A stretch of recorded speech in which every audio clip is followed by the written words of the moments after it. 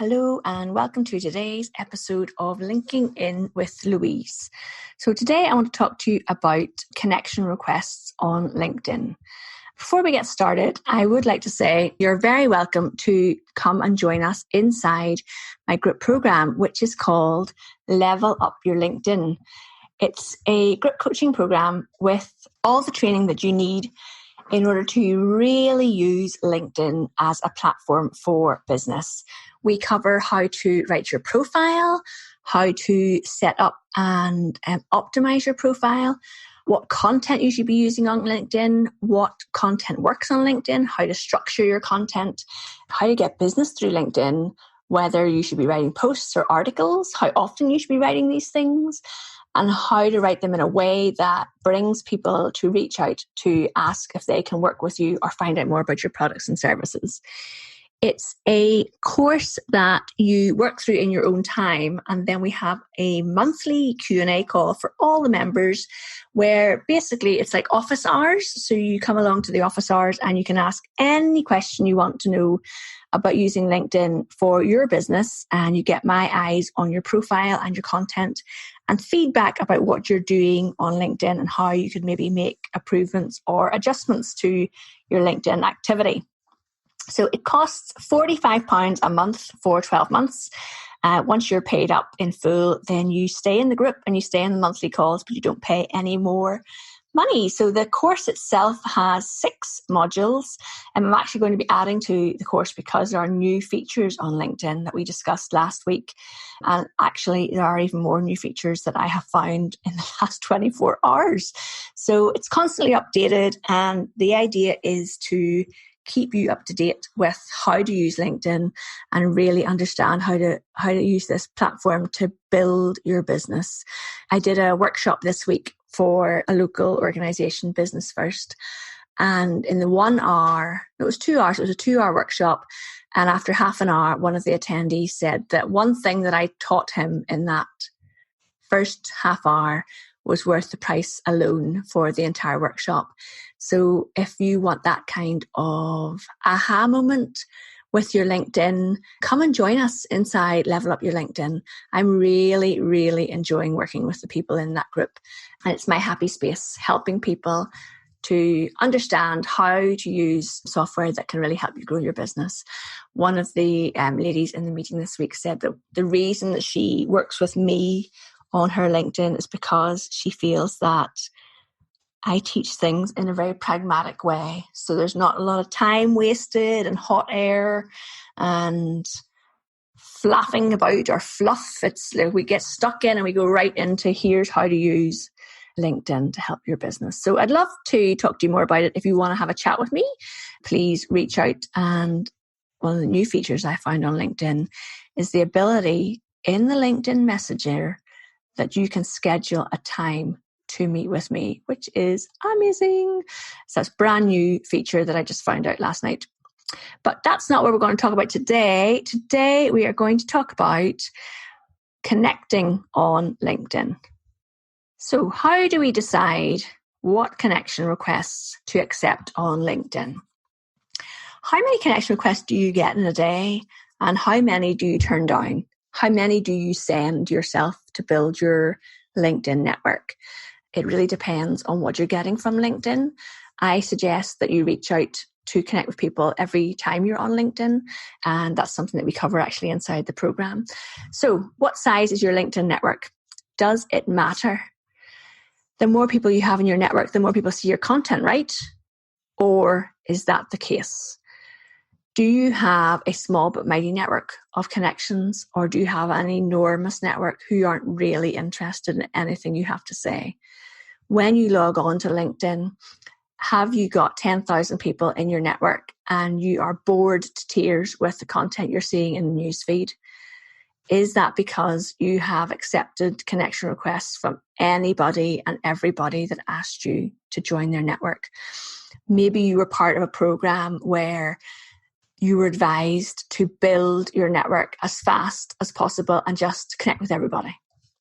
That is absolutely not what I teach.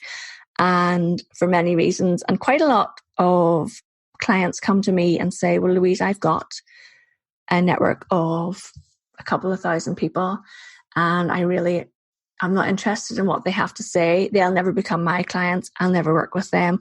What am I supposed to do? And that's really unfortunate because you can unfollow and disconnect from people, but you can't do it quickly. You literally have to go through it bit by bit.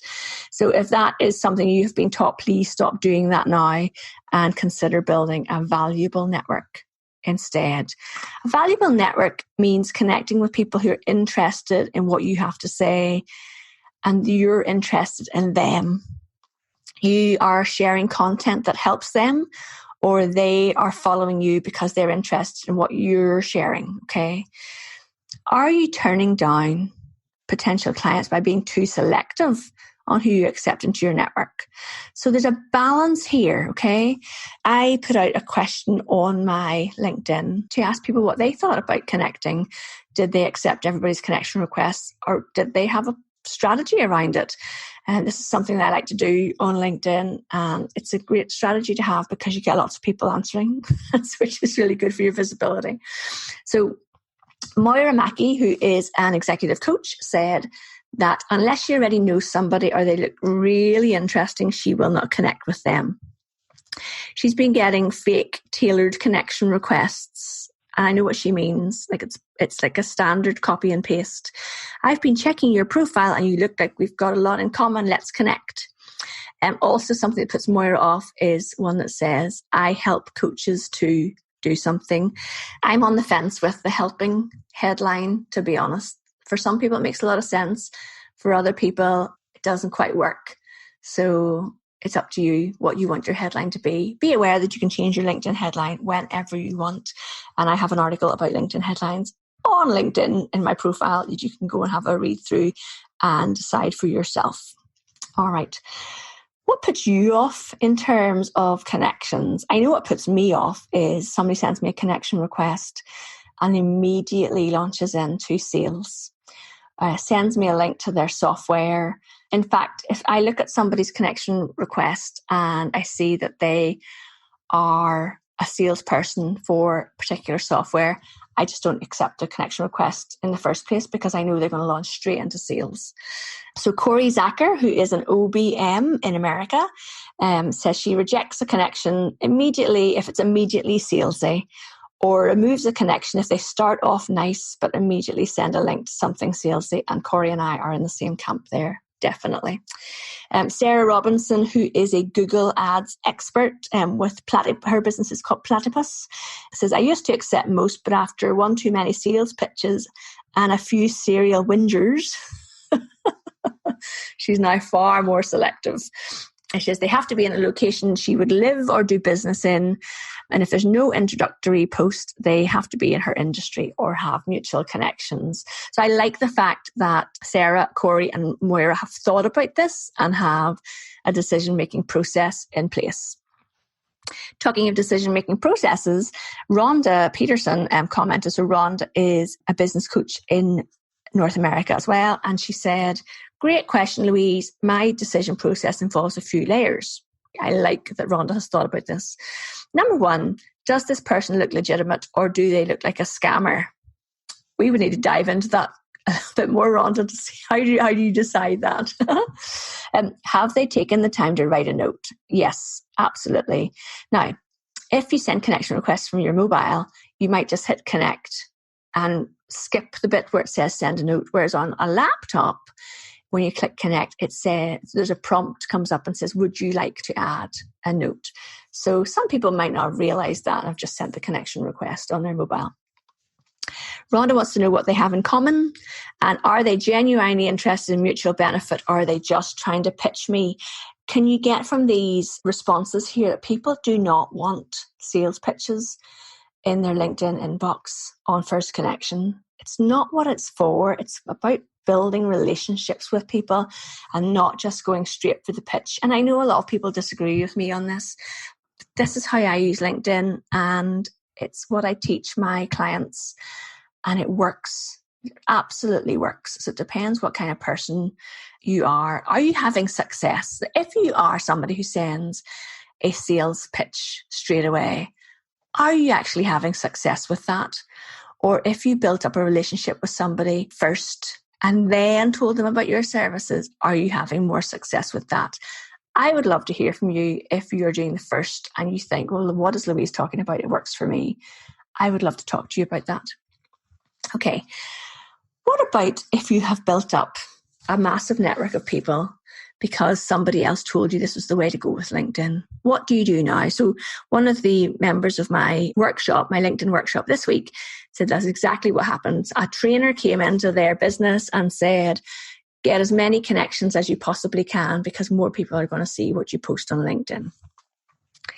The reason that doesn't work is because if you have an enormous network of people and you post stuff on LinkedIn and they do not care about what you're talking about, they're not going to engage with it. So nobody's going to see your post anyway. And it's kind of pointless.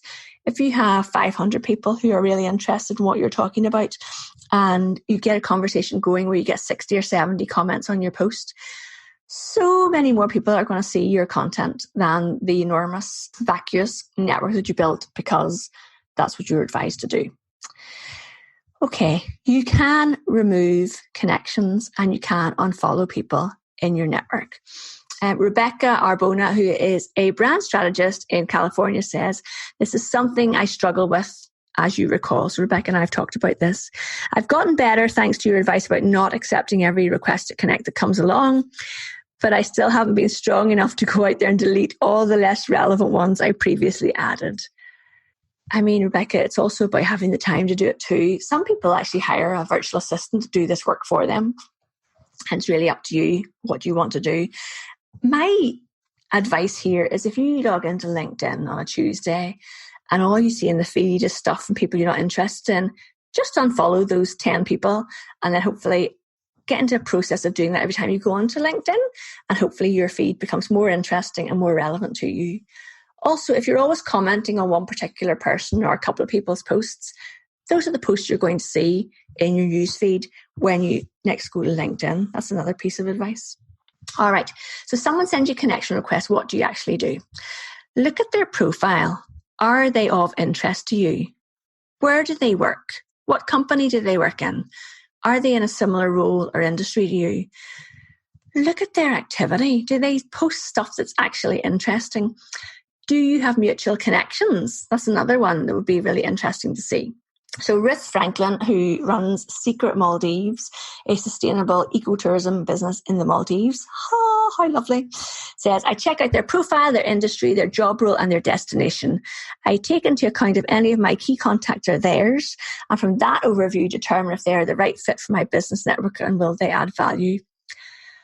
Gold star for Ruth. I love that response. That's excellent. What about what lines will you not cross on LinkedIn? And Casey Gromer had a brilliant response to this. So she said that she rejects connections that, I like her rules, they've got no note, no common connectors, no real mutually beneficial reason for connecting. They look like they're fishing for follows. They've got weird headlines or titles. I love that. Oh, and they've got no photograph. Now, the no photograph one is interesting because some people don't realize that if you don't set your photograph to public, you show up as a little grey circle and they're not aware of that. So that would maybe be something that it's just a setting on their LinkedIn profile. They don't realize that it's set. So that wouldn't necessarily put me off, but I don't generally accept connections from people without a profile photograph. So maybe subconsciously I'm running with that list as well, Casey. So best practice for sending connection requests. When you see someone that's of interest to you, have a look at their about summary. If they look interesting, have a look at their activity. Send a personal note with your connection request. And apart from being best practice, that also starts up a one-to-one conversation with that person. Not for you to immediately spam them with sales, but for you to actually have a conversation with them that's away from the prying eyes of all the lurkers in the newsfeed. It also means if that person reaches out to you in 3 months or 6 months' time, that conversation, that connection opener is still there, and you can say, oh, that's where I know